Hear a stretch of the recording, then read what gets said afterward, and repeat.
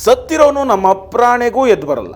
ಹೇಳೋಕ್ಕಾಗಲ್ಲ, ಬಂದರೂ ಬಂದ ಯಾವ ರೀತಿ ಸುಳ್ಳುಗಳನ್ನು ಸೃಷ್ಟಿಸುವ ರೀತಿ. ಈಗ ನಾವು ಹೇಳೋಕೆ ಹೊರಟಿರೋ ಸ್ಟೋರಿ ಕ್ವೈಟ್ ಇಂಟ್ರೆಸ್ಟಿಂಗ್.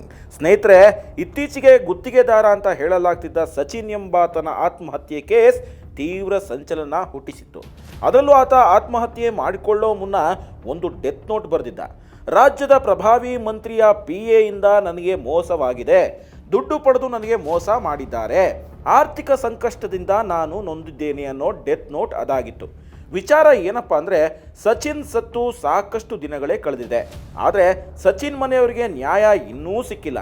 ಅದರ ಬದಲಾಗಿ ಒಂದು ಬ್ರೇಕಿಂಗ್ ನ್ಯೂಸ್ ಸಿಕ್ಕಿದೆ. ಅದೇನಪ್ಪ ಅಂದರೆ, ಸಚಿನ್ ಗುತ್ತಿಗೆದಾರನೇ ಅಲ್ವಂತೆ. ಹೋಗ್ಲಿ ಬಿಡಿ, ಏನೀಗ ಆತನು ಒಬ್ಬ ಮನುಷ್ಯ ತಾನೆ, ತನಗೆ ಅನ್ಯಾಯವಾಗಿದೆ ಅಂತ ಹೇಳ್ಕೊಂಡಿದ್ದಂತಾನೆ. ಬಡವರ ಮಕ್ಕಳು ಬೆಳಿಬೇಕು ಕಣ್ರಯ್ಯ ಅಂತ ಹೇಳೋರು ಈಗ ಬಡವರ ಮಕ್ಕಳು ಹಾಳು ಬಾವಿಗೆ ಬಿದ್ದು ಸಾಯ್ರಿ ಅನ್ನೋ ಹಾಗಿದೆ ಅಲ್ರಿ.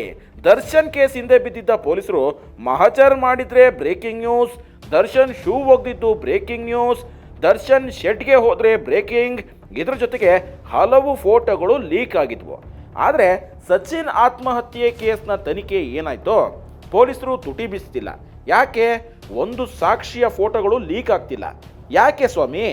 ಏನ್ರಿ ಪೊಲೀಸು, ಏನ್ರಿ ಇನ್ವೆಸ್ಟಿಗೇಷನ್ನು, ಏನ್ರಿ ಕಾನೂನು, ಎಲ್ಲಿದೆ ರೀ ನ್ಯಾಯ ಅಂತ ನಾವು ಕೇಳ್ತಾ ಇಲ್ಲ, ಜನಸಾಮಾನ್ಯರು ಕೇಳ್ತಾ ಇದ್ದಾರೆ. ನಮ್ಮ ಮಾನ್ಯ ಸಚಿವರು ಈಗ ಕೇಸ್ ಬಗ್ಗೆ ಹೇಳ್ರಿ ಅಂದರೆ ನಮ್ದೇನ್ರಿ ಕೇಳ್ತೀರಾ? ಗುತ್ತಿಗೆದಾರ ಸಂತೋಷ್ ಆತ್ಮಹತ್ಯೆ ಕೇಸ್ ಏನಾಯಿತು ಅಂತ ನಮಗೆ ಪ್ರಶ್ನೆ ಮಾಡ್ತಿದ್ದಾರೆ. ಅವತ್ತು ಸಂತೋಷ್ ಈಶ್ವರಪ್ಪನೇ ಕಾರಣ, ಅವರಿಗೆ ಶಿಕ್ಷೆ ಆಗಲಿ ಅಂತ ಡೆತ್ ನೋಟ್ನಲ್ಲಿ ಬರೆದಿದ್ರು. ಹಂಗೆ ಹಿಂಗೆ ಹೆಂಗೆ ಹೋದ್ರು ಈಶ್ವರಪ್ಪ ಸೇಫ್. ಇದನ್ನು ಹೇಳಿದ್ದು ನಾವಲ್ಲ, ಪ್ರಿಯಾಂಕ್ ಸಾಹೇಬ್ರು. ಒಟ್ನಲ್ಲಿ ಆನೆ ಇರುವೆ ಕತೆ ಹೇಳೋಕೆ ಹೊರಟಂತಿದೆ ಸಚಿವರು.